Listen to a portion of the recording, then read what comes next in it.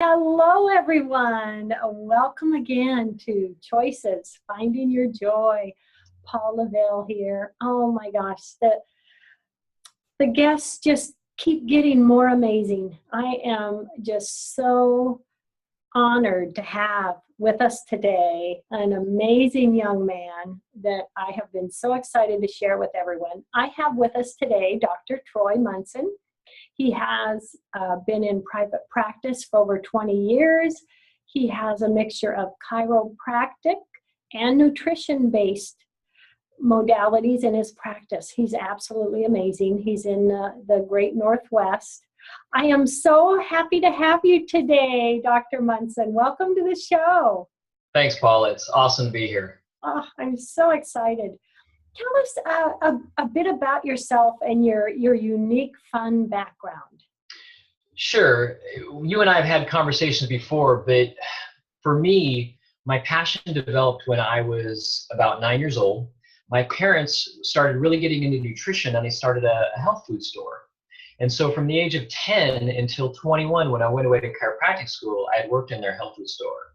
In fact, my first summer there, when I was 10, I worked for $1 an hour, and I worked 322 hours and got $322, and I bought my first BMX bike that I still have today. So it was an amazing experience working for 11 years in their store. I love it. I love it. That's such a great story, and I love that because my kids worked with me in my restaurant, and it's priceless. Yes. It really is. That is so cool. Well, working in the store, I can't tell you how many bags of flour and wheat and rice and all things I bagged up from 50-pound bags. You have to bring them down into small bags, stock shelves, all of it, and learning all this stuff the whole time. Yeah. So much learning. Oh, I love it. And Dr. Munson, I would like you to give us some background on hormones and why they're so powerful. As a female, myself and I connect with so many women, and we share this discussion. And, there's really not a lot of information out there that we really know or are aware of, on an everyday basis. I would love some information about hormones. Sure. Hormones they're kind of this nebulous thing that we don't quite understand. And there's a lot of people out there taking hormones almost as supplements. And I want to give a real world view of what hormones are like in the human body. When we have vitamins and minerals that we must have in milligrams and gram servings a day, that's a lot. Those are big values that we can see. But when it comes to hormones, they're measured in picograms and nanograms. They're very, very tiny. If you and I were going to have a bag of chips, and in that bag of chips there might be 2 teaspoons of of salt. If we were to look at hormones in the same way, in 2,000 pounds of potato chips, one bag might weigh a pound. In 2,000 pounds of potato chips, you would have a pinch of salt. That would be what hormones are in the human body. So they're very, very small amounts and very powerful. So when we do them, we want to do them in a controlled manner. And for man to give somebody a pill or a sublingual or a cream and try to regulate and mimic the body's rhythms, it's almost an impossibility. So in my office, what we try to do is strengthen the body so that it produces those hormones in the right way, as well as removes them when they're not supposed to be there anymore. So if I may, I'd love to lay some foundation of what normal rhythms are for hormones for women and even men, if that's okay with you. Yes, love it. So when women come in, I start explaining to them that hormones in their body have different cycles all month long. We talk about a woman's cycle or her period, and we think about it's only 5 to 7 days long. Though I have ladies that come in that are 2 and 3 weeks long, which is unfortunate, but we can correct those kinds of things when we get to that. But at this point, a normal cycle, a normal female cycle, let's say we're going to start at day 1, which is the first day of their period. At that point, their body is now sloughing all of the uterine lining off. because it says, hey, we didn't have a viable pregnancy. We don't need this anymore. We're going to make new stuff again to hopefully have another viable pregnancy or an opportunity to have one. So as all that sloughs off, now we have the end of the period, and now the body has estrogen starting to rise. Not a lot, but a little bit. As estrogen starts to rise, now it says to that uterine lining, hey, I want you to thicken and grow. Now, it's supposed to turn off at about day 13, 14. So it starts around day 5 through 7 when the cycle ends, and now it starts to build up, and that uterine lining starts to thicken. Now, if everything works correctly, at about day 13, 14, estrogen drops off, it stimulates ovulation, and now we have an egg that's viable on day 14. So that's when the egg is released. Now, at that point, another important hormone comes on the scene that is for pregnancy. And so we always hear about pregnancy or gestation. So progesterone is progestation. It's our progestation hormone, so it's called progesterone. Progesterone comes right behind the estrogen and now peaks up very high. Progesterone is there to maintain, on the off chance that an egg is fertilized and now implants, and now progesterone maintains its high level through pregnancy. And at about month 3, the placenta takes over and maintains that high progesterone level and continues the pregnancy on until fruition at 9 months. But if no egg is implanted in that healthy uterus, the progesterone drops off quickly the last couple of days before the cycle, and now our period starts, or the cycle begins. So we've got 2 weeks to tell the uterus, hey, stop building up your lining, now mature, wait for an egg, and now, hey, nothing came, so now we're going to slough off again every 28 days. That's a normal cycle. Now, within that normal cycle, we have the pituitary gland that's telling, hey, follicle that's developing the egg, when estrogen's coming, it says, hey, follicle, develop, and make sure that estrogen spikes so that we can release a viable egg. Then that follicle stimulating hormone goes down from the pituitary, says, hey, no more follicles develop, no more eggs develop, stop. And now it's progesterone's turn. And so within the ovary, once the egg is released, the structure that's formed from that egg releasing where it grew is called the corpus luteum. I know there's brand new words here, but just hang in there with me. Corpus luteum is the structure that's now producing most of the progesterone in that second half of your cycle every month. So last 2 weeks of your monthly cycle, we're waiting for that pregnancy to happen. And the luteinizing hormone that's coming from your pituitary is stimulating the corpus luteum. That's why it's called luteinizing hormone, because it's stimulating the corpus luteum to continue to produce progesterone. That's a normal cycle. Now, as women get older, I can't tell you how many women come into my office in their early 30s, mid 30s, even late 30s and beyond that say, my cycle is, I'm getting heavier and heavier. I now have clots coming out every month. It's miserable. My cramping is incredible. And when I explain to them that estrogen is continuing to ramp up, and so because it's staying so high in the second half of their cycle, they're now developing that uterine layer more and more and more. And it's so thick that when it comes off, it actually looks like clots instead of just normal bleeding. Wow. So that's where the clots come from. So women out there might be going, oh my goodness, I'm now understanding why I have clots. How do I stop this? Yes. Becomes the next goal. Yes. And so what we need to do is we need to be able to pull estrogen out of the system so that it's no longer active telling things to grow, because estrogen tells all tissues to grow. It's a growth hormone. And the body sees estrogen as a toxic substance. It doesn't want estrogen to stay in the system long. Well, who removes the estrogen from the blood? It's our liver.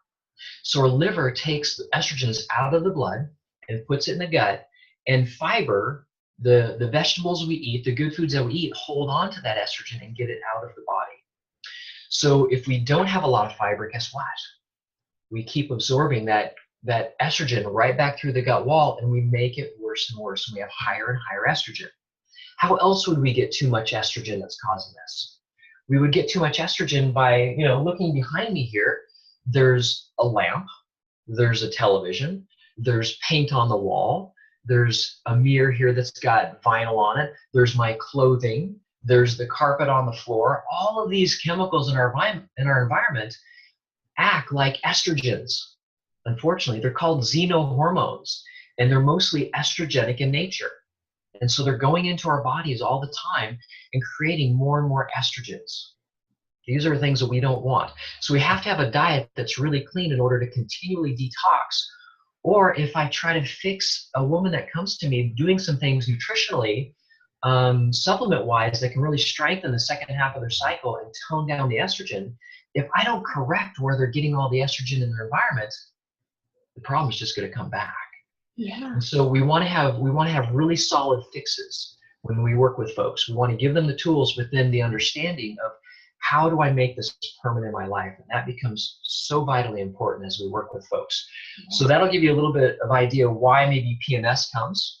Because if my progesterone doesn't stay up because I have so much estrogen and it's low, it dives off too soon. And now I feel that premenstrual tension a week ahead of time, or 4 days ahead of time, or 2 days ahead of time. I know my cycle's coming. Yes. That's what women will tell me. And that's why they feel that, because progesterone is not maintaining that nice high level.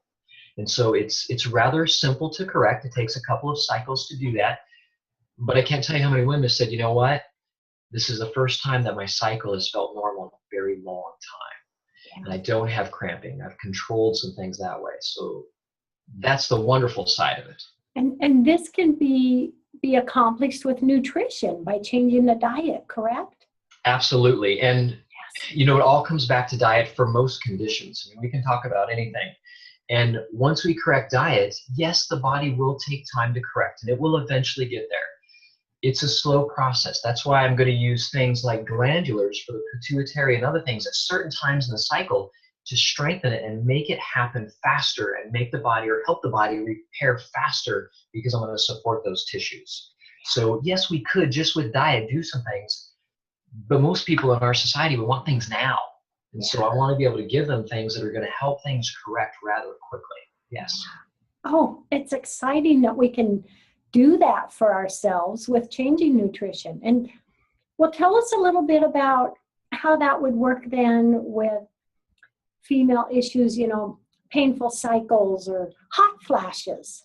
You know, I hear a lot of, you know, women that I connect with talk about the hot flashes and different things they go through. Yes. And for the audience out there that's watching this, I want to be careful with what I'm about to talk with next. My goal is not to irritate or have you feel bad about something that you may have decided to do or be of shock value. But what women don't understand is that they'll go with these problems to a medical doctor and he'll recommend a hysterectomy. And what women don't understand is, to give you an example, if I said, hey, some guy came in my office and I said, you know, you're feeling kind of down and not so happy. I'll tell you what, we're just going to cut your testicles off. Would he submit to doing that? Probably not in his life. Probably. No man would willingly say, yeah, cut my testicles off. I think that's a good idea. But what women don't understand, because they're inside their body, when they have their ovaries out, it's the same thing. It's female castration. And so I say it bluntly like that, not again for shock value, but I want the audience to understand what they're recommending out there and what it really means. Mm-hmm. Because ovaries are meant to be healthy and they need certain nutrients to do that. So let's say like with hot flashes, we have low zinc, we have increased body hair coming on because that's a zinc deficiency, but zinc is absolutely required for the adrenals to produce progesterone. Most women aren't even told that, hey, it's not just the ovaries that produce progesterone, but it's the adrenals too. But the medical profession doesn't know how to deal with low adrenals. They don't realize that adrenals need zinc and they need copper. And they have no idea where it even comes from or how it even functions in producing female and male hormones. So when somebody comes to me with hot flashes, I know right away that, hey, I've got a zinc issue most likely, and I can ask them about body hair, and they're going to say, yeah, it's been increasing. And so it means they also probably have testosterone starting to creep up, and estrogen still creeping up, but still no progesterone to help maintain muscles, to help maintain brain function, to help maintain hot and cold, to help the thyroid function, to help the pituitary and hypothalamus function. And so to activate zinc, we need vitamin A, which again is vegetables. It's getting that high source vitamin A to keep zinc active, and B vitamins active to help pull in the system and help handle that hot and cold and really repair the mechanisms that control it in the first place. So I'll take a woman who's having hot flashes and I'll test her on a couple of different key supplements, see which one works the best for her, or maybe it's a combo of those, and begin to help correct the things like hot flashes. Yeah. Now, hot flashes, again, we're gonna go after diet, because as hot flashes go up and down, so does mood. Well, mood and energy follow blood flow, or excuse me, blood sugar and blood flow. So if we're eating things that are spiking blood sugar, if we're craving foods like sugar and candy and bread and pasta and all those things, that's because blood sugar is plummeted and now I need it to get back up. And so we eat those things. But that imbalance of blood sugar now that's going up and down is incredibly stressful to the human body. That stress then takes progesterone, our main feel-good hormone as a woman, and testosterone as a man, and says, hey, we're under stress because we don't have food. We keep crashing blood sugar and we keep spiking blood sugar, and that's very stressful to us. So we're going to make more cortisol. And what does cortisol do? Well, the exact opposite of progesterone and testosterone. It creates fat. It messes up our brain. It messes up our memories. It messes up digestion. It does all these things we don't want it to do. And so as we begin to stabilize diet and blood sugar, now all of a sudden we said, okay, we've corrected some of the stress in the system. We also want to correct the stress that's out there in our lifestyle as well. We want to get a handle on that. And then we want to start working with these systems to try and get real correction. So when folks come in to see me, I'm going to give them the why behind what's happening in their body. And now they're going to have the tools and the understanding and know-how to say, oh yeah, I really overdid carbs this weekend and I can tell I'm totally out of balance. But they're gonna know, and now they have power, they feel empowered. And so part of our goal in our office is that we understand that people are indeed powerful. And when we help somebody recover their power, it helps them be able to be, do, and create greatness in their life. That's our goal.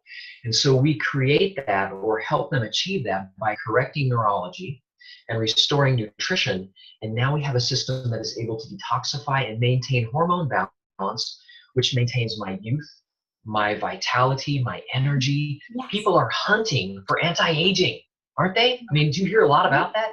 Yes. Man, I want anti-aging. And what nobody's told them is that the body is anti-aging. That's its design. If we'll just give it what it needs. Give it what it needs. There is no magic pill. I read stuff all the time that clients will give me. What about this HGC? And what about this EDTA? And what about chelation therapy? And all the stuff. And I tell them, I said, you can do those things, but it's a short-lived boon, because we'll see so many problems after the fact of these people that they have. Yeah. Hey, I'm now even more fatigued. I believe I've gotten other disease conditions because of that. And so when I educate people on that aspect, they begin to realize, okay, there's no quick fix, but there is a light at the end of the tunnel. I can do this, and I understand how to get there. And that's going to be the end goal as we go through that process. So that's hot flashes. We kind of gave a little window there, and it's a big topic, but that'll get folks started at least on where I need to be going. Something that is more and more up and coming is something like a PCOS. I don't know if you've heard of that. Mm-mm. Polycystic ovarian disease. So we have polycystic. We have many ovarian cysts being formed. Why are the ovaries forming cysts on them? And the symptoms that go with it can be pelvic pain, but it doesn't have to be pelvic pain. And so when we look at a polycystic ovarian disease, we look at an ovary that now has so much testosterone around it that it's actually forming cysts. That's why ovaries form cysts. High testosterone. Well, the testosterone is coming sometimes from their men in their lives. So I have a man who's got low T, and what do they give him? They give him testosterone. Okay. So that testosterone, they gave him not picograms, they gave him, milligrams or something crazy. And now his body is flooded with testosterone. And so it starts coming out of him. And every time he touches or lays next to his wife or is close to her, he is going to give her testosterone right through her skin. Oh my gosh. It's true. And so there's a lot of protein powders out there because the weight gain industry and muscle building industry is so big, and everybody wants to sell their product and guarantee that you're going to gain a pound every couple days or 5 pounds a week or whatever it is. They're putting small amounts of testosterone in their weight gain powder. Wow. And nobody knows it because it's so small, they don't have to list it on the ingredients. Oh my gosh. The same thing has been going on with lotions and anything like women that say, hey, my hands are really dry. They'll go after the lotions. And wow, this lotion really works for me, they'll say. What they don't realize is there are very tiny amounts of estrogen in the lotion to make the skin more moist. But what was supposed to make the skin moist is minerals and calcium. And if I spike blood sugar by eating carbs all the time and eating empty grains that are processed and refined, I'm stripping away all those minerals and all that calcium. And now I'm looking at a symptom here thinking I need lotion when the real problem is what the diet created in the first place. Wow. It's hard, I know, and it's irritating. And as we learn these things, we get more and more frustrated. But ultimately, with knowledge comes power. And now we have the power to change. And so with PCOS, again, what we're going to start doing is really working at cleansing the system, trying to get the liver back online to pull those estrogens out of the female body and allow it to begin to be female again, not have increased hair growth, increased cysts, increased unhappiness and mood fluctuations and everything that goes with it, and the pain, as well as the degenerative conditions that come with PCOS and other tissues. So that's a window into PCOS. Again, fixable, just doing the right things. Yeah. Now, Dr. Munson, I have to ask, so let's talk about men for a moment. If you have a man with low testosterone, is that something he can fix with diet as well? Absolutely. So men with low T, same thing. They're spiking blood sugar and crashing blood sugar. Mm-hmm. I have taken hundreds of men and just said simply, hey, I want to give you a challenge. Do no grains, no cereal, no chips, no crackers, no pasta, no bread, no rice, even no quinoa for 2 weeks. Just give me 2 weeks. Increase vegetables, increase meat, increase fats. Good fats, not synthetic fats, not margarines, things like that. And I will literally have them call me in 3 days and say, I've already lost 3 to 5 pounds, almost typically. And within 2 weeks, they'll tell me they've lost at least 12 pounds, if not 15 pounds. And I apologize, women. It's very easy for us men to lose weight because we don't produce estrogen naturally in our body, and so we just do it really well. But we can also do it for you as well. It's just going to be a little slower, but hang in there. And so as I begin to pull fat off of a man's body, now those fat cells also produce estrogen. You'll talk to people that are overweight, and they will climb in weight, and all of a sudden, a day will hit that all of a sudden it'll just go through the roof. They can no longer control, and they'll try to even calorie restrict, and they still gain weight, and it's just out of control. Yeah. And at that point, their fat cells produced enough estrogen that they self-replicated, because estrogen makes fat cells, and that fat cells make estrogen. And so it just self-replicates, and it ramps up out of control. So when I take a man and remove fat from his body, he's now not producing so much estrogen. And now his testosterone, what he is making, actually becomes more potent because there's not the estrogens and they're knocking it down all the time and filling up those receptors on the cells that are supposed to be for testosterone, but they're filled with estrogen instead. Yes. And so when we take a man that has very low T and we begin to really correct diet and help the liver clean, now we begin to support things like pituitary. We support the testes with things like iodine and other things that are going to help magnify his ability to produce testosterone normally, naturally. And as we let the pituitary and hypothalamus say, hey, testes, you need to repair and replicate new healthy tissue, and here's the nutrients to do it, and we give them that nutrients, all of a sudden we have a body that's now beginning to be anti-aging and they feel younger. So how would a man know if he has low T? Great question, and a great thing to know for most men. Yeah. We've never told us that every morning we should be having morning erections. I know, who would have thought I'm going to talk about morning erections right now? But every man gets to look every single day, am I producing enough testosterone? Am I doing things right? Is my vascular system good? Am I filling up blood? And so if you're 60 years old and you have stopped, and you stopped a long time ago, we have got problems. We've got things we've got to fix now.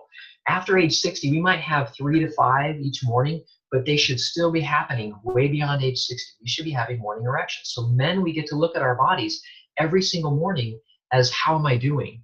Women get a snapshot once a month. How am I doing? How is my cycle, my period doing? Is it correct? Am I bleeding like crazy for 2 or 3 days? Or am I trailing off, and by day 5 it's incredibly light, almost gone?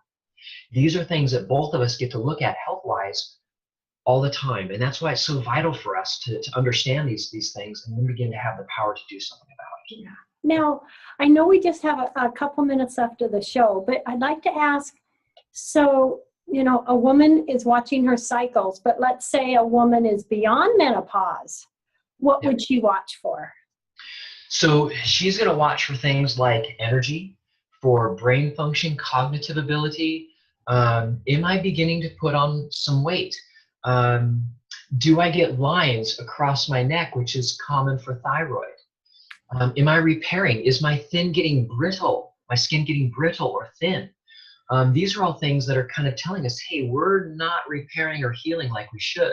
Yeah. And we're possibly overeating grains and other things that we shouldn't. Most women should notice that their skin is good.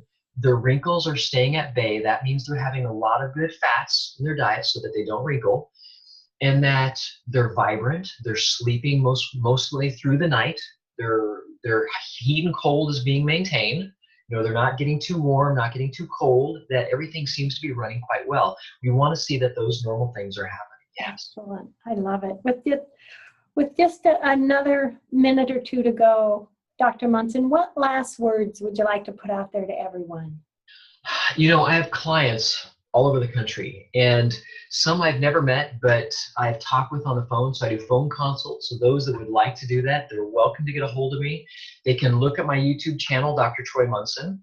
They can watch some of the videos there. They're welcome to email me. You can email me personally at chiroman@dr.com. That's CHIROMAN @dr.com, like doctor.com. Or they can call my office, which is 360-893-8586. And I would love to talk to them or pass information on to them. They're welcome to do that.